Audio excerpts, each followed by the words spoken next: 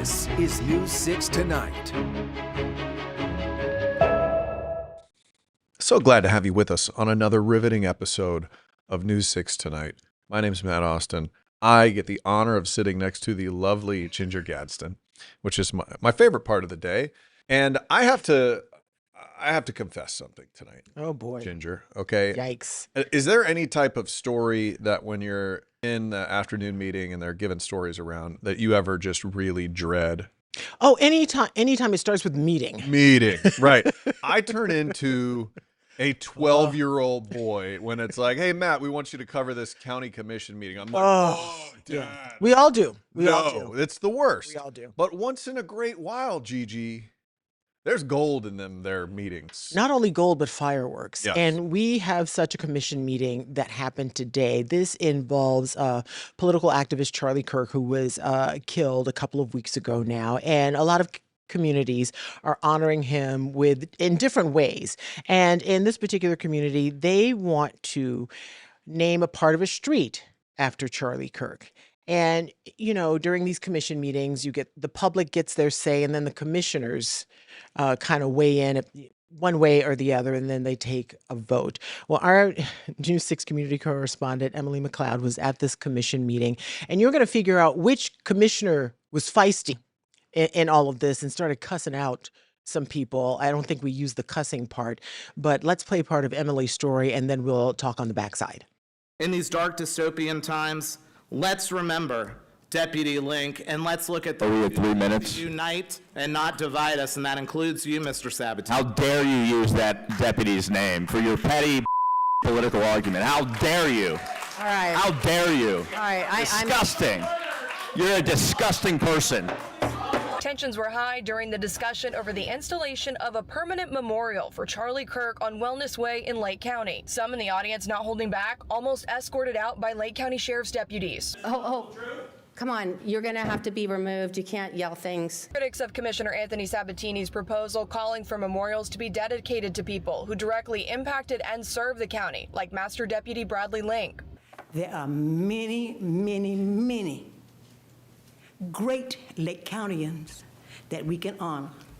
And I'll tell you this, Charlie Kirk ain't one of them. Sabatini says Kirk has led the largest civic revival of any American in the last 50 years. And so I don't think that any normal, sane person would ever speak out against naming a significant road after somebody as great as Charlie Kirk. It's not even a debate.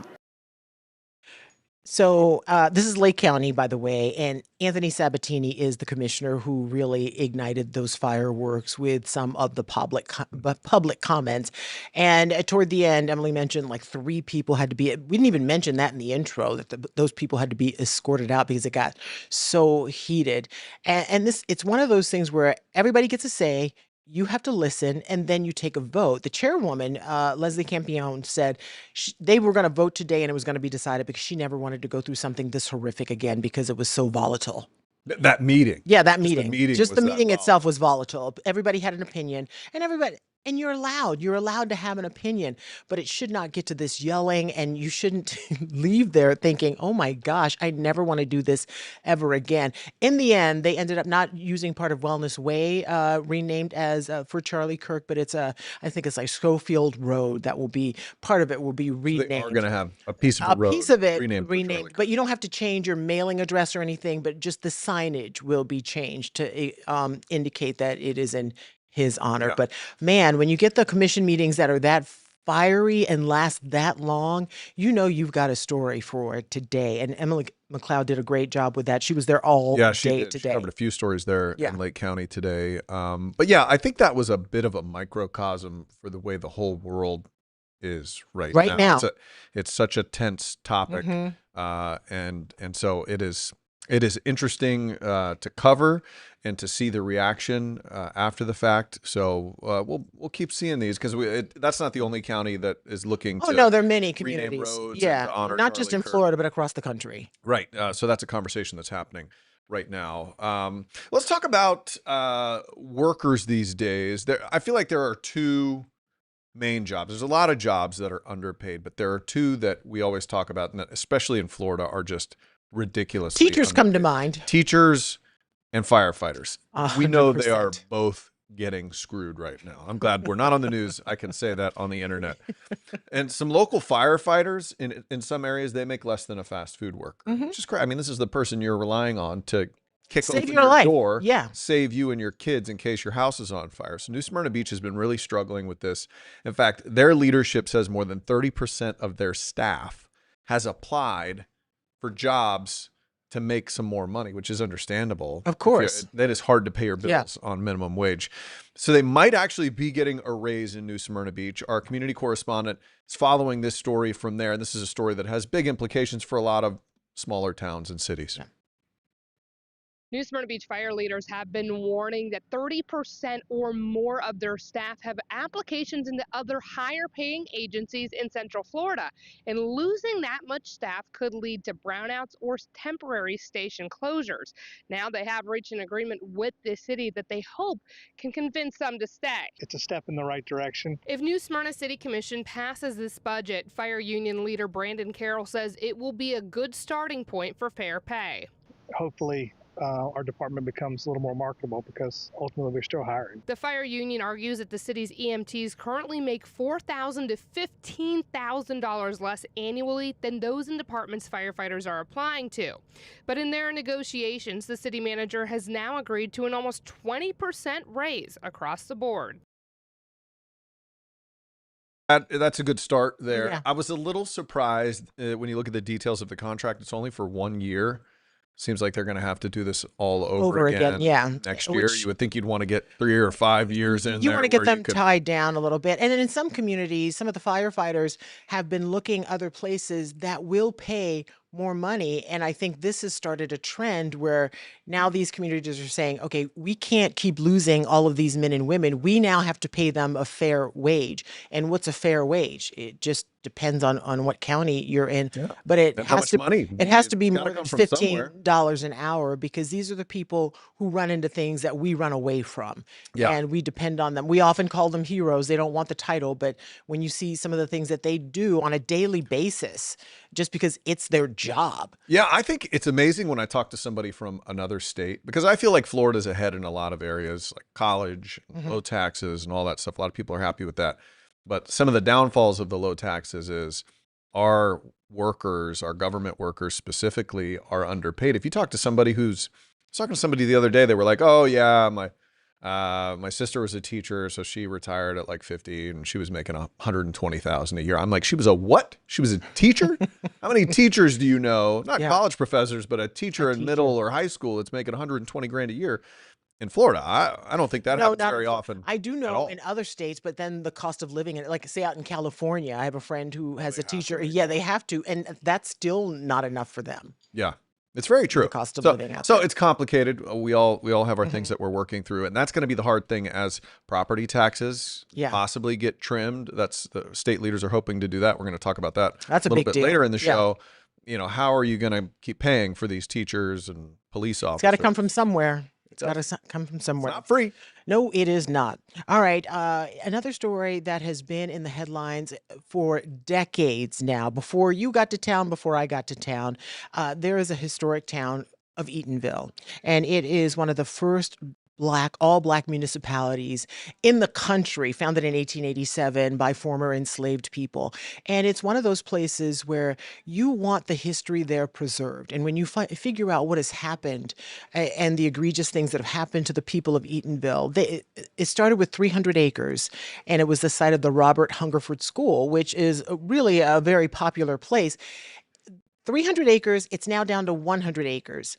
And this 100 acres has been fought over with the Orange County School Board. Orange County Schools owns this piece of property, and they've parceled out the other 200 acres. This was supposed to be preserved for the people of that community, and whatever was going to be on that land was supposed to benefit the people who lived there. Well, that has not happened, and it almost got close to where they were going to put a car dealership there. They were going to build multi-million-dollar homes, and who was going to live there?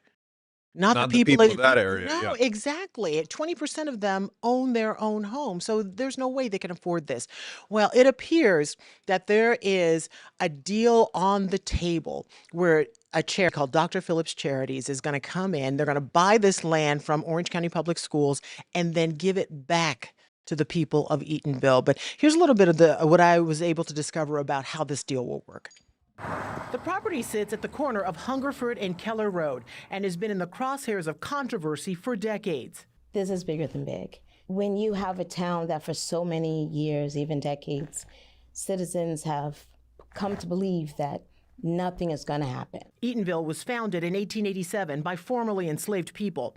It is recognized as the first self-governing all-black municipality in the United States. For generations, Eatonville has stood as a symbol of black independence, resilience, and cultural pride. People who live here have heard promises before. We have been neglected for years. Longtime residents like Michelle Fort says she's ready to see real change. We want better for our home. We don't want a handout. We want somebody to partner in to say, we believe in what you believe in. Mayor Gardner says this deal is different.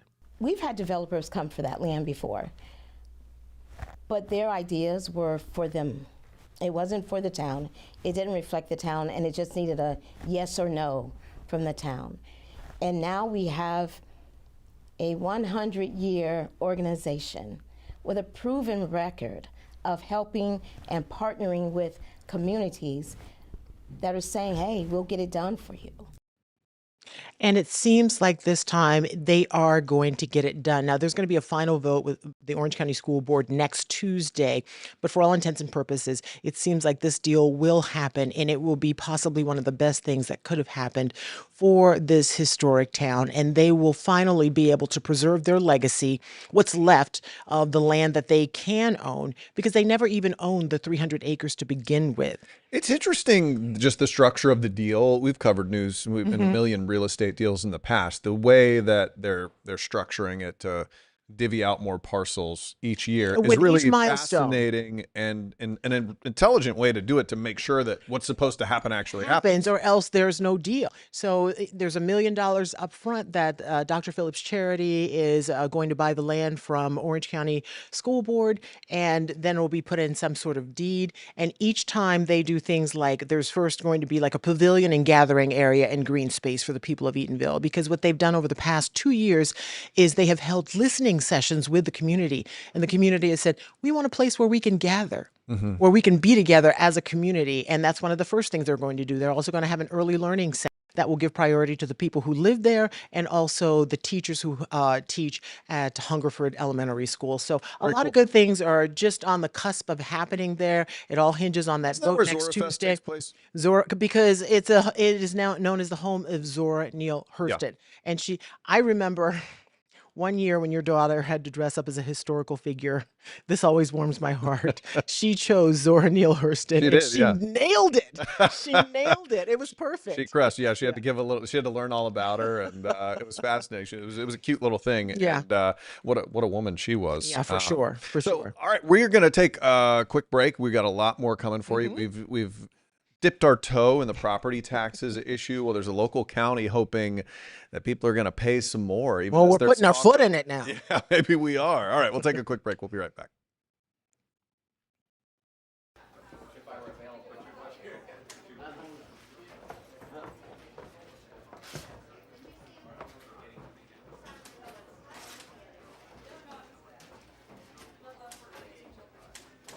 Yeah, and you got the link from the sheriff just a little while ago, I think. So we'll make sure we have that for News 6 tonight.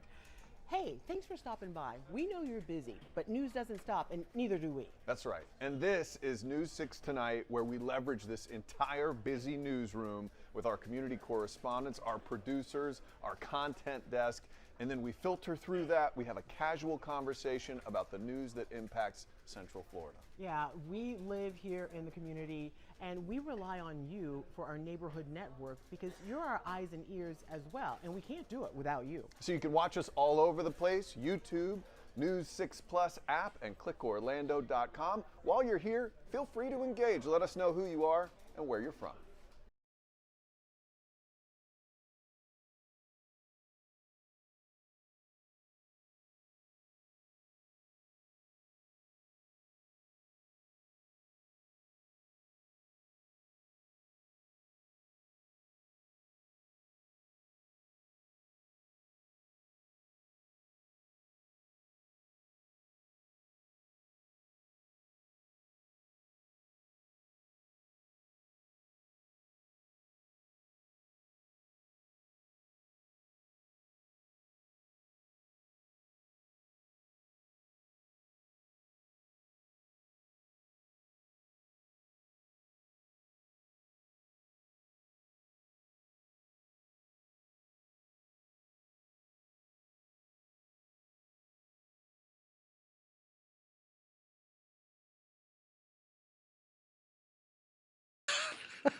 All right, property taxes. Welcome back, by the way. Sorry, you come back. I just start talking. Just jump right in. I know, Skip all the pleasantries. We're running out of time.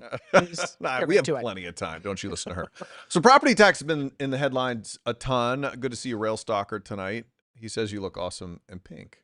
Thank you. You know, purple is actually her color. It's my favorite. If you color. ask her. Wow. Okay.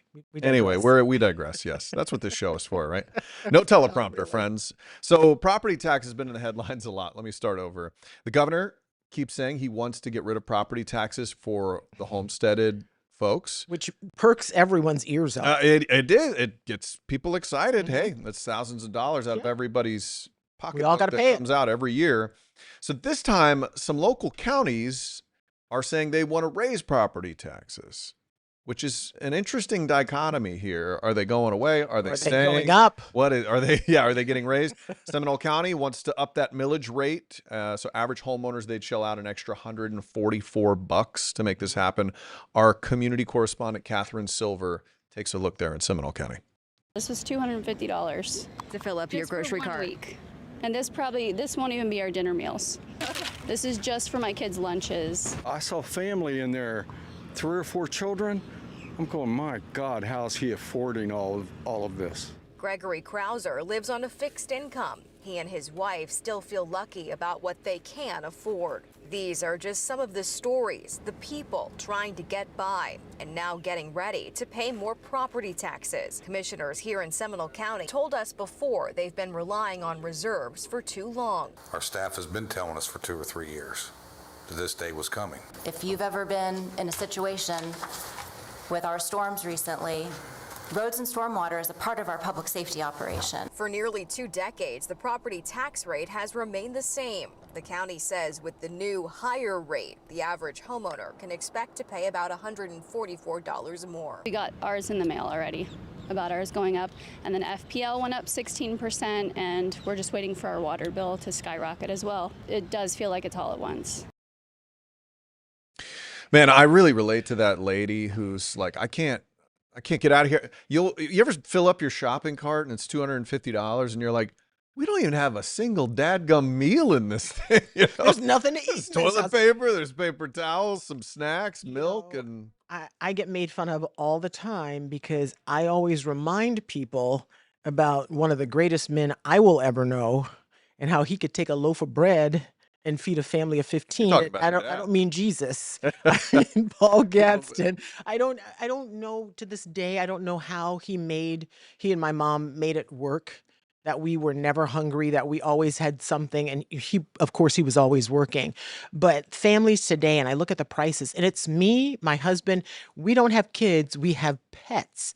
And I go to the Publix and I just shop outside the perimeter, and you leave there and it's $180 worth of stuff.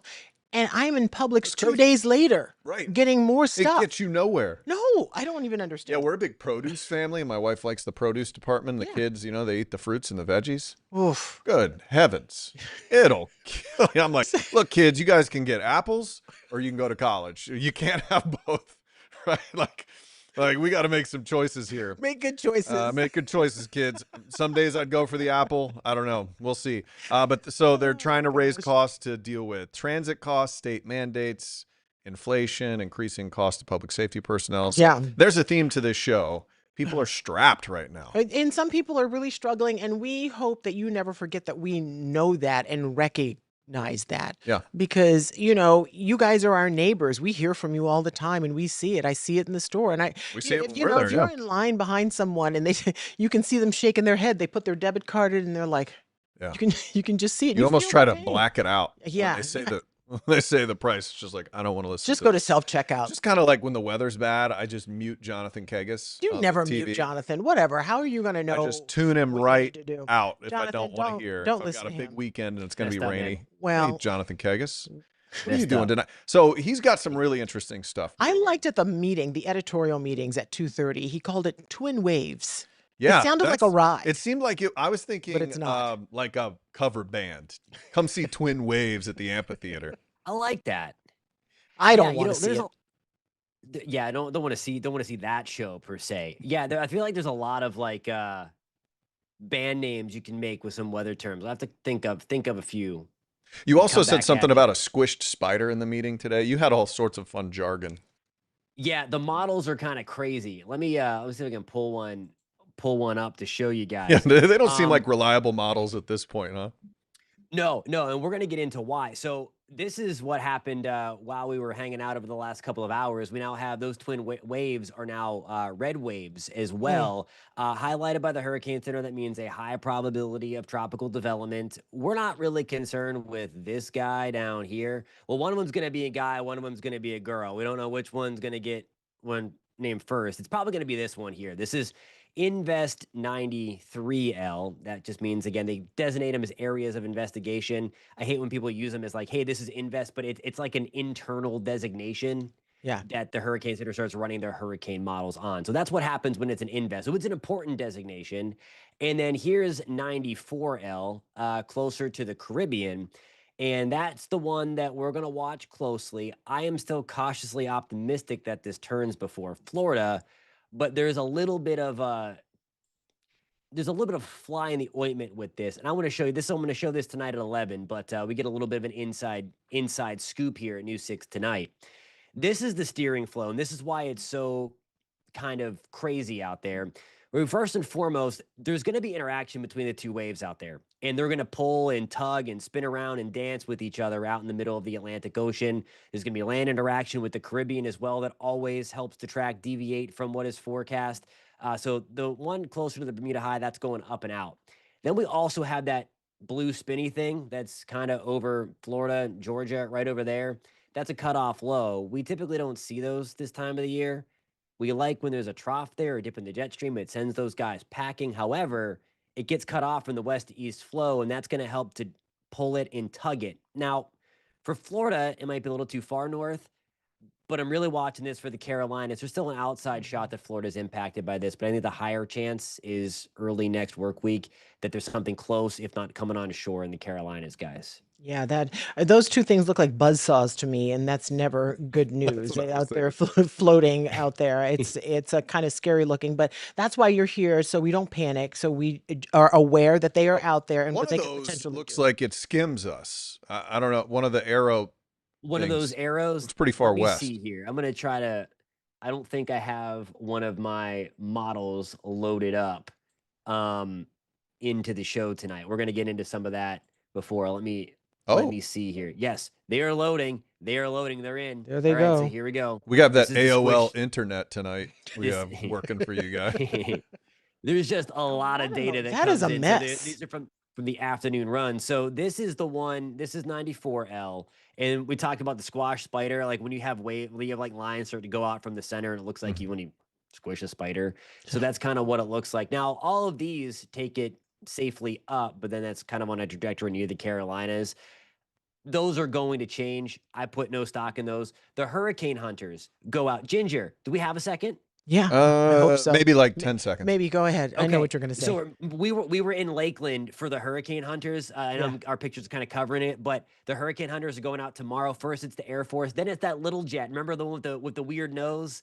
Not Gonzo. Was it Gonzo? Gonzo. Yes. It's Gonzo. Yes. Okay. Yeah, that's going out Wednesday morning. That's going to sample the atmosphere. So that is going to help us see the environment that it's going into to kind of see where these things are going. So that's going to be the one that's flying at about 45,000 feet. Good Oh my the gosh. storm. I got to pull that video from my phone so we can show you what the inside of Gonzo looks like. All right, That's we'll have to awesome. do it. So All right. cool. Okay, Thanks, Jonathan, Jonathan. thank you so much. Check them out at 9:30. We're going to take a quick break. We'll be right back. Welcome to News 6 Tonight. We are so thankful that you're joining us here wherever you found us. Yeah, you know what this tells me? If you have made this your new streaming destination, it tells me you're smart. Also, good looking. Because you chose to watch the news in a different way. That makes you really smart. Anybody can give you the news from a teleprompter or an old newspaper. We do it in a fresh new way. That's right. So check us out wherever you like to stream. We have this app for your TV, News 6 Plus. You can find it on Roku and Amazon and whatever your smart TV is cooking. So thank you. We would love to hear your comments down Oh my below. gosh. Yeah. And then we'll show them. Yeah, we will. News 6 Plus. The plus is you. Ooh.